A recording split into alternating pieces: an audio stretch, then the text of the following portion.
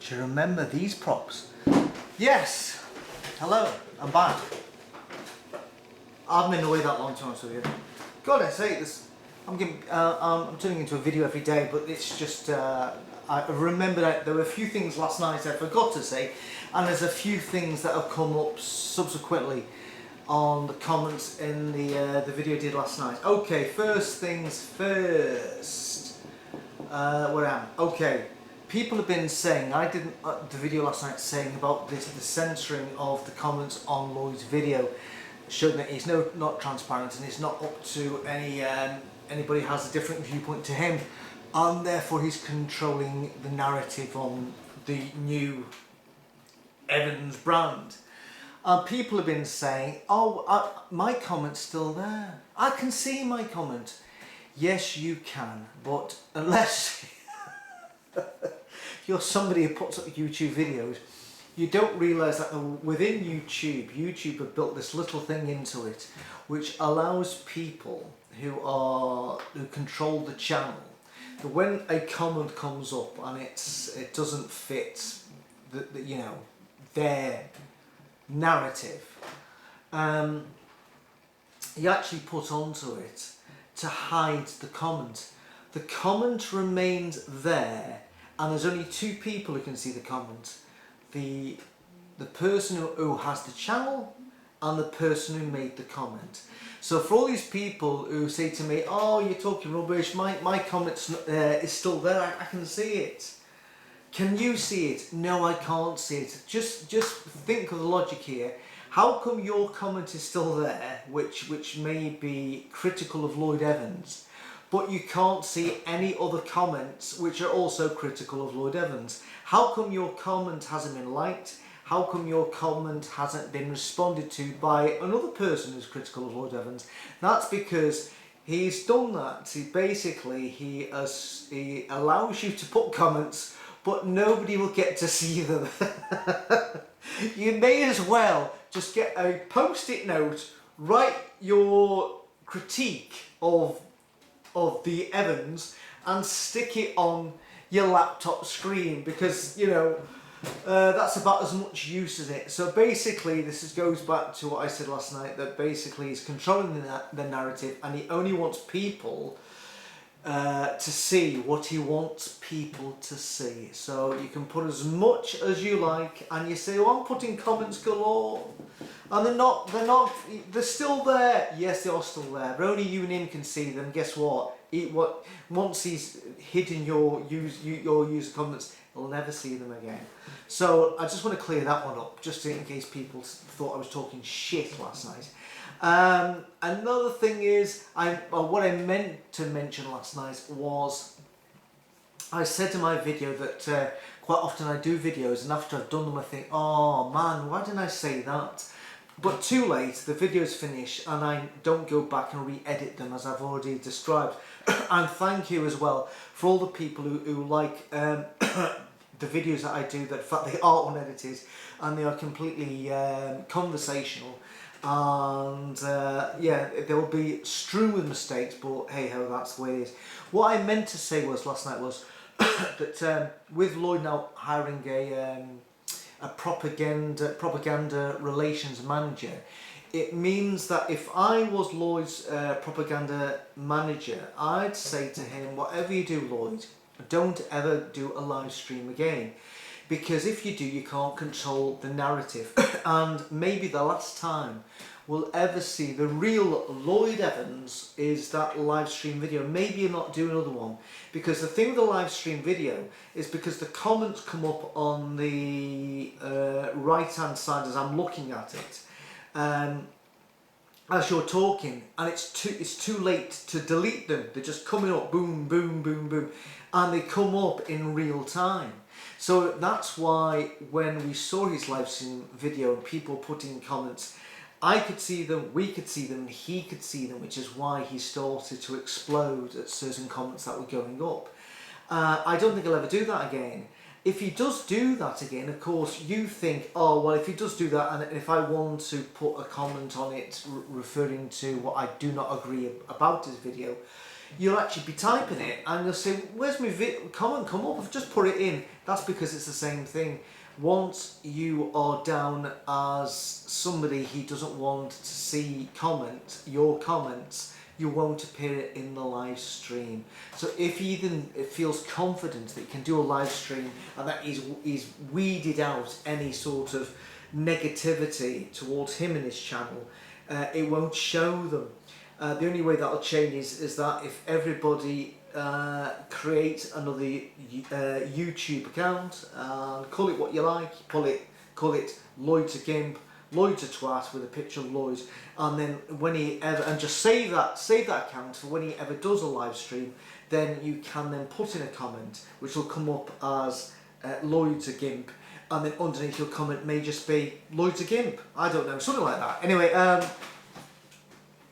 so that, I meant to say that last night, just saying that we may not see the real Lloyd Evans again unless he does a live stream, and be prepared for that to be sanitised unless you have a secondary YouTube account. Another thing I wanted to address is that people were saying that me going after, I'm not really going after Lloyd Evans, but I'm just, well, there's nothing else going on at the moment, so, you know, he's fair game, to be honest with you. But so with all the Jehovah's Witness videos were fair game for Lloyd Evans. And people have been saying to me, grow up, you're acting like a child, you're just taking the piss out of Lloyd, all your channel's about taking the piss out of Lloyd Evans, which it clearly isn't. But at the moment, there's nothing else going on. I've already said before, if the Carters were still out there, I would be confronting the Carters in relation to COVID and the 25,000, probably more now, Jehovah's Witnesses deaths, and then now Ukraine, the King of the North, blah, blah, blah. I'd be doing all of that. But of course, I don't have that ability, and I do not, like other people, watch the Witness broadcasts. I refuse to watch them, and that was the only good thing about Lloyd, was that he did spend all watching and then just highlighted the bits that he thought was pertinent to him. He may have missed out bits which were maybe more pertinent to me, I don't know, but I'm sure when things do get released which are some things that they say which is a change of thought, it won't just be him. It isn't just him that watches these broadcasts and then will comment on them. So I'm sure at some point I'll find out something about the witnesses which I think's worthy of me mentioning in it. But at the moment there's nothing else going on apart from us on the cusp of World War III. So, you know, let's try to have a few lols and bants on using Lloyd Evans as material, because heaven knows what's going to be around the next corner. So going back to people saying that I need to grow up and stop it's schoolboy behaviour, it's laddish behaviour, the things I've been saying about Lloyd. But the end of the day is, let's be brutally honest, that Lloyd Evans over the past 10 years has been using his laddish schoolboy humour to take the mick out of Jehovah's Witness videos, governing body members, and especially the music videos. And the reason why these two guys made an appearance to Potatoes, do you not remember when the Witnesses did this video, which was the music sounded a bit like Marvin Gaye and, you know, that sort of vibe, sort of seductive music by the Marvin Gaye. What's going on? What a fantastic album. I've said it once before, but please, please, please, please, please play What's Going On by Marvin Gaye. And there's none of that seductive overtone in that album, that came a bit later. So going back to the Potatoes, Mr. and Mrs. Potato Head. So going back to Potatoes, there was one particular video, and then all of a sudden Lloyd thought it was humorous to have this video playing of this Jehovah's Witness song video, this sort of Marvin Gaye let's get on tonight song, and at the front have two potatoes making out. Now, sorry, you can't accuse me of sort of childish, laddish behaviour when a guy's got two potatoes making out in front of a Jehovah's Witness video. He was taking the piss out of that video by using 2 potatoes. Now, I've just something just went to mind. Do you remember, if you're younger, if you're not, you probably won't remember this, but if you're the same age as me, you'll remember that when it came to deciding who was going to be it in hide and seek or tick or something, you did 1 potato, 2 potato, 3 potato, 4. I haven't done that for years. It's just coming to my head. 1 potato, 2. If you're not English or Scottish or British, you probably won't get that. But we used to do this. It was like we did 1 potato. In fact, I'd love to be able to do the potatoes with somebody else who knows how to do it. You'd have, oh, like 1 potato, 2. I've got how it works, but anyway, then you found out who was it, and that was the person that everybody did hide and seek from there with their eyes closed, and then that's up for everybody. It just came to mind, just holding those potatoes. It's bizarre. I haven't done 1 potato, 2 potato for about 50 years. It's amazing how the how things trigger you back to things you haven't thought about for 50 years, and I haven't thought about 1 potato, 2 potatoes for 50 years. But anyway, trying to get back on track. So basically, going back to the potatoes, 2 potatoes, 3 potatoes, 4. That when I went down to meet Lloyd we went out for a curry in Manchester, not Thai. Can I just emphasise this? It wasn't a Thai curry. He only got that taste for Thai just quite recently when he went to Thailand and got a real taste of Thai. And so we went for this curry, and Lloyd brought out the potatoes. You know, it wasn't long after he'd done the whole potato amorous jokey about the witnesses video, and he got out the potatoes and put them on the table. Well, they weren't real potatoes, figurative potatoes, because of course at the moment we were eating a curry, not Thai. So he brought out the potato. Well, he didn't bring out the potatoes, but if you get my drift, he mentioned the potatoes, and he actually said to me, he says, one of my fans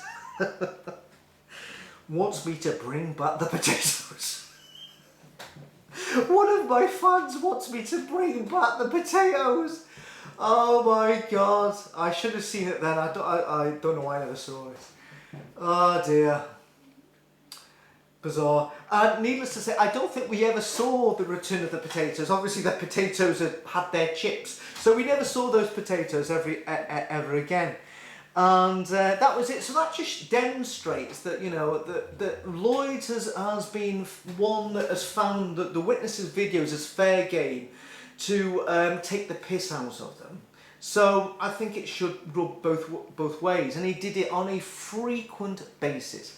Now I want to come back to a point where Lloyd's humour, Lloyd wanting to be Lloyd the lad, Lloyd the schoolboy prankster, missed a massive opportunity, and it only dawned on me very recently. Do you remember the time that Lloyd managed to have a conversation with Tony Morris? I don't know if you remember that. And when I met him in Manchester for the curry, not Thai, and I actually said to him, this was after that video he put up about ringing Tony Morris, and I said to him, what's the best interview you've ever done? And he said, oh, it was actually with and forgive me if I've got the name wrong, but I can't be arsed trawling through Lloyd's propaganda to find a particular video, but it dealt with interviewing a guy who formerly was in, it must have been the Brooklyn Bethel, I think it was the Brooklyn Bethel, a guy, and I think his name was Huey. It might not be Huey, it could have been Chewy, it could have been Jeff or Jimmy, I don't know, but let's say his name was Huey, but it might not be the wrong name, so forgive me if it wasn't Huey. And basically, Huey's story was that he was, I think he was a servant or something, and he realised, he was confused whether he should play for Manchester United or Manchester City. He seemed to think he should be playing for Manchester City. He wasn't sure if he was a Jedi Knight or he wanted to go to the dark side of the Force. and therefore he was struggling with his sexuality, because obviously he was a gay man living in a religion who hate gay men, and therefore the solution by the Jehovah's Witnesses, the solution to solve his problems, was to then send him in to the environment of the Bethel with other young men who also were struggling with the concept of keeping on a straight cap, when in reality they all wanted to wear a leather cap. And it's just bizarre. What a strange thing to do. It's like if somebody's struggling with a drink problem and their idea would be to go and work in a pub. It just shows the Jehovah's Witnesses, when it comes down to people who have problems in their mind, they do not have a clue, which explains the whole child sexual abuse and the way they dealt with it. You know, that when it comes to people of real issues, that they don't have a clue what to do. And when it comes to people who obviously clearly are gay and identifying as gay, they just think they should try and close that down by sending them in an environment with other men who actually think they're gay. So no wonder there's been so many gay encounters in Bethels all over the world. You've got a load of men over there, single men, who obviously are feeling a little sexually repressed, and well, may the force be with you. So basically Huey eventually became the eyes for a guy who used to, well, he must have been in the governing body at that time. I think his name was Bert Schroeder. And Bert Schroeder was the only governing body member that I remember and saw in the flesh, because he came to, I think it was the 1984 District Convention at Edinburgh, Brother Bert Schroeder. And I don't know if you remember this, but back in the old days when they had conventions, if there was a member from the governing body that had gone to like Twickenham at the same time that we're having the Edinburgh Assembly, or Manchester or Liverpool, we'd then do, next thing is we'd just say, and now we're going to go live to the Twickenham Convention, and we're going to hear Brother Bert Schroeder, one of the governing body members, give a talk, and we'd all clap, and we'd just like to welcome the brothers from Twickenham. We'd just like to say a warm Christian love from the brothers in Edinburgh, spontaneous love fest, a bit like on Lloyd's last video, and everybody clapping, thinking, hurrah, we're in paradise. So this time, Schroeder was in Edinburgh, and I thought, my God, this is one of the governing body members. There he is in the flesh, and hear him talking. I was absolutely in my element, you know. A bit like people are today, seeing Lloyd back with his I'll Be Back video just the other day. And Dino, the drummer in the band Always the Way, he was saying to me and the guitarist, saying, it came up that Brother Schroeder was doing another talk, and he says, oh my God, we've got to look forward to another talk by Brother Schroeder.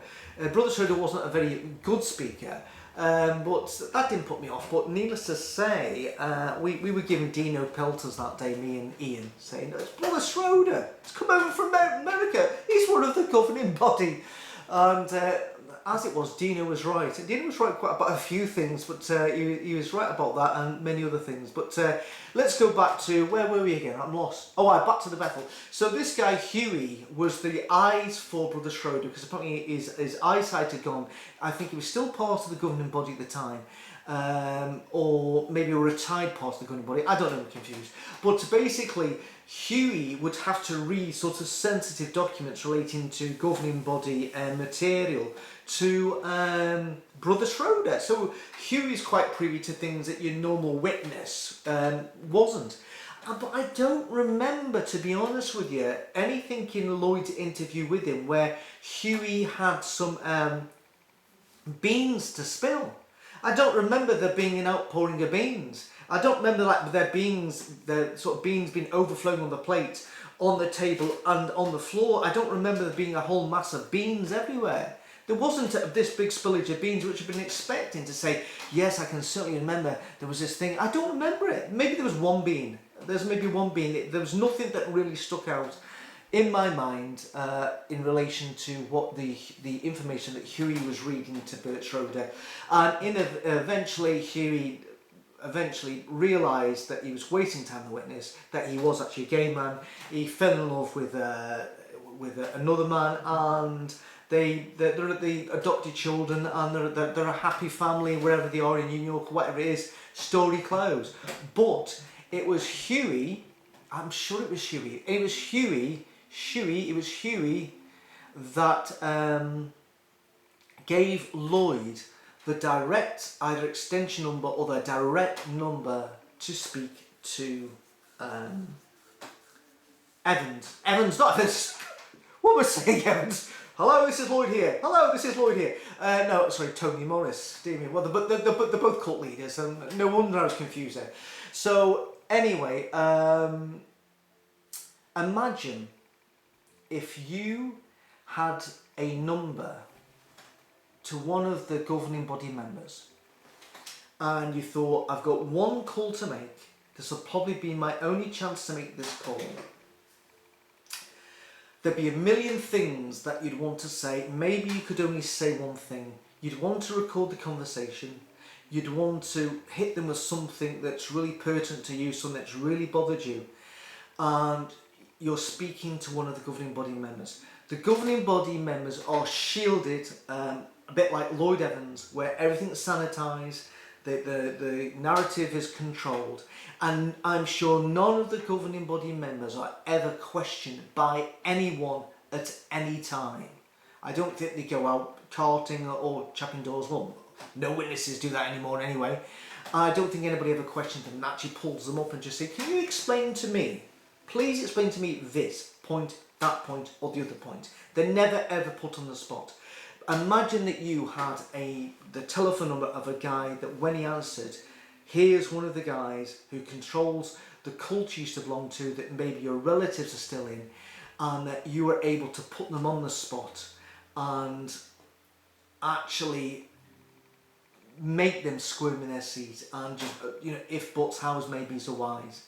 Imagine having that chance to make that call. And the thing about it, for all those that say that I take the mickey out of Lloyd Evans, he had that opportunity, he was given that number, and what did he do with that opportunity? The once in a lifetime opportunity to ring up Tony Morris. What did he talk about in relation to all the things that Lloyd goes on about on his channel, all the things to do with Jehovah's Witnesses, the failed prophecies, the Bible, the timeline, everything. What did Lloyd hit Tony Morris with?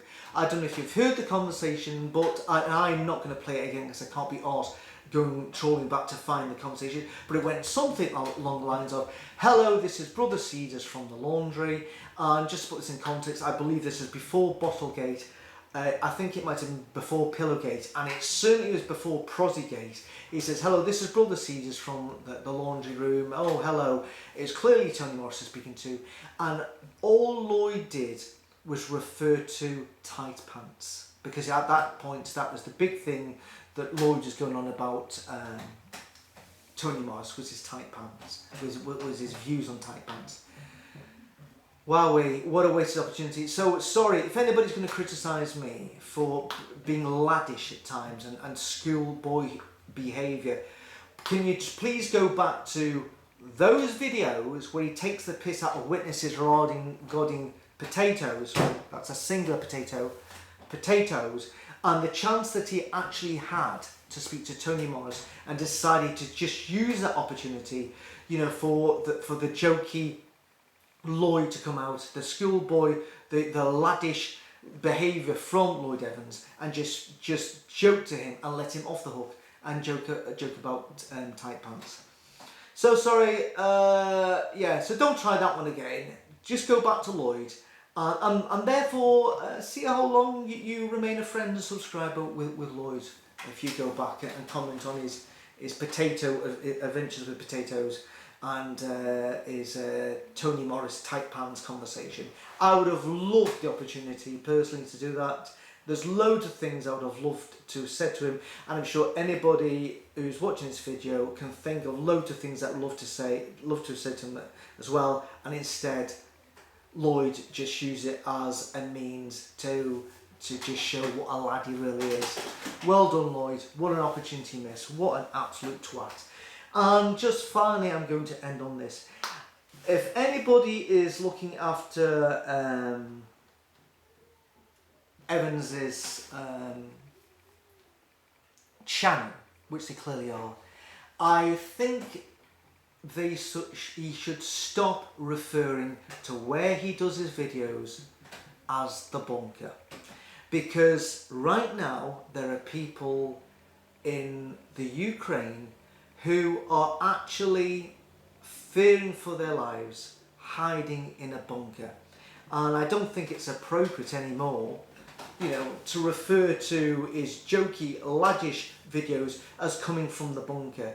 He's taking the piss, for a start off, out of the Jehovah's Witness video, which looked like these during the Great Tribulation, that these people had gone sort of underground bunker, and he thought it'd be good to refer to the basement in his mother and father-in-law's house, because the guy doesn't have a proper job and spends all the time jollying around the world and shagging prostitutes. But he refers that to the bunker. It's not the bunker, Lloyd, it's actually your basement. And I think you should stop referring to it as the bunker, because there are people right now in the Ukraine. This is a serious point right now, because I watched the news again tonight, and it was terrifying. And there are children and old people, you know, cowering in bunkers because of the fear of their home or the building above them getting torn down. So yeah, it is a serious point, and if Lloyd's propaganda relations managers listening, tell your client to stop referring to the place that he's doing his videos as the bunker, because guess what, it isn't laddish and it isn't schoolboy humour anymore. It's just now not funny. Anyway, that's it. I'm going to return tomorrow for another video. It was actually a video I wanted to do today, which is going to be about the Netflix series, the missed opportunity of Netflix series. Just imagine if the Netflix boys had got into the whole Lloyd Evans story. I'll talk about that tomorrow. Funny enough, I'm quite chirpy this evening, because last night I was absolutely knackered. But I'm not working tomorrow, so yeah, it's my last day of doing my 3 days of getting up at 5:30 in the morning and driving for 9 hours. So I'm a bit more chipper tonight. I'm going to have I don't have to go to bed at 10, and I can actually have a few Bacardis and Coke and wine down, knowing that's me till at least next week anyway. Anyway, thank you for your support, everybody. Thanks for the positive comments. And for those of you who still going on about Lloyd, please go to, I'm not going to censor your comments, I'm not going to ban you from the channel, just go to your Lloyd and Saviour's channel. That's where you belong. You don't belong here. Honestly. Anyway, that's it. Bye-bye. 1 potato, 2 potato, 3 potato, 4, 5 potato, 6 potato, 7 potato. Potatoes!